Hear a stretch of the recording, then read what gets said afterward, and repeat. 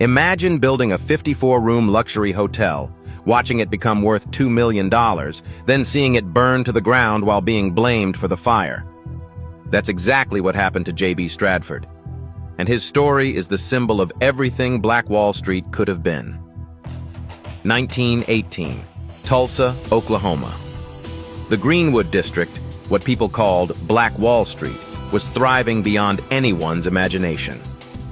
J.B. Stradford, son of a freed Kentucky slave who'd graduated from Oberlin College and earned a law degree from Indiana University, had just opened the crown jewel of his empire, the Stradford Hotel.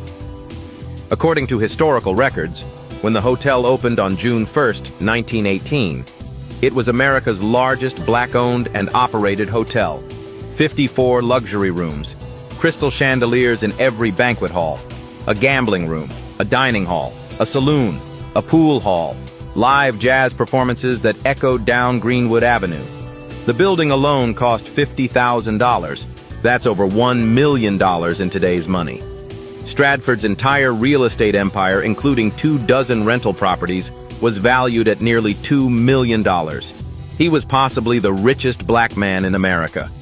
But here's what they don't tell you about building something this magnificent while black in 1921 America. White Tulsa was watching, and they weren't celebrating. They were seething. On May 30th, 1921, everything changed. According to contemporary accounts, 19-year-old Dick Rowland entered an elevator with 17-year-old white elevator operator Sarah Page. She screamed. Historical records suggest Rowland likely tripped and grabbed her arm for balance. But the Tulsa Tribune published a headline accusing Rowland of assault, and that lie ignited a powder keg. Stradford, who'd spent years organizing armed groups to prevent lynchings, rallied black men to defend Rowland at the courthouse. When the white mob couldn't lynch Rowland, they turned their rage toward Greenwood. According to eyewitness testimony documented in the 1997 Oklahoma State Commission investigation, what happened next was systematic annihilation. White mobs invaded Greenwood. Planes dropped firebombs from the sky, the first aerial assault on American soil. Over 35 blocks burned. The Stradford Hotel, that monument to black excellence, was reduced to rubble. And then, in one of history's cruelest ironies, J.B. Stradford was charged with inciting a riot. The penalty? Life in prison or death. The man who'd built an empire. The man who defended his community. Charged for the destruction white people committed. According to court documents, Stradford's son, attorney C.F. Stradford, devised an escape plan. J.B. stuffed $500 in his pocket, jumped bail, and boarded a train to Independence, Kansas.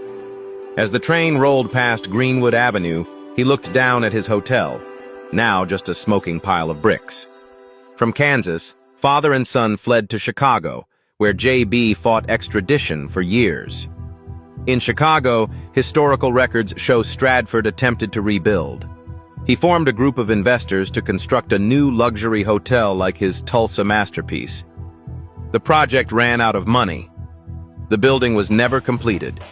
He opened a candy store, a barber shop, a small pool hall, modest businesses that reminded him daily of what he'd lost.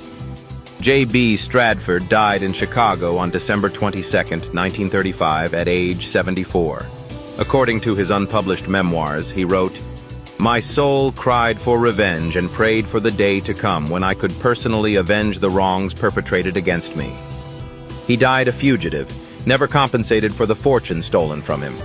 It took until 1996, 75 years after the massacre, 61 years after his death, for his charges to finally be dismissed. But his legacy lived on.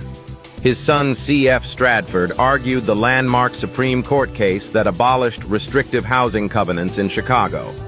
His great-grandson, John Rogers Jr., founded Ariel Investments, now managing over $15 billion, the largest minority-run mutual fund in America.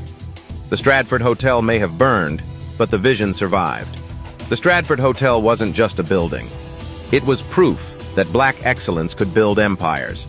It was a symbol that even when they burn down what we build, they can't destroy what we're capable of becoming. What would Black Wall Street look like today if it had been allowed to flourish? Drop your thoughts below. If this story made you see the Tulsa Massacre differently, share it with someone who needs to know. And follow for more untold stories of Black resilience, innovation, and the fortunes they tried to erase.